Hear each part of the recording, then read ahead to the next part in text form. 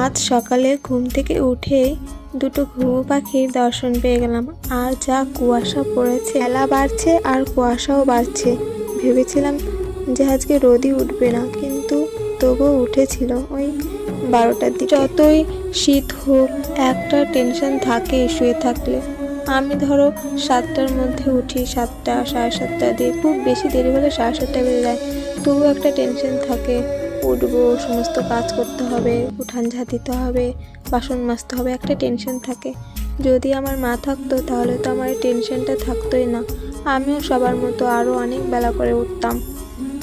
এখন আমার মাথার মধ্যে সবসময় একটা চাপ থাকে যে আমার রান্না করতে হবে, সব নাহলে আমার বেলা হয়ে যাবে, এরকম একটা চাপ থাকে। শীতের মধ্যেও আমাকে বাসন মাজতে হয়। মা থাকলে তো আমাকে সব কিছুই করতে হতো না।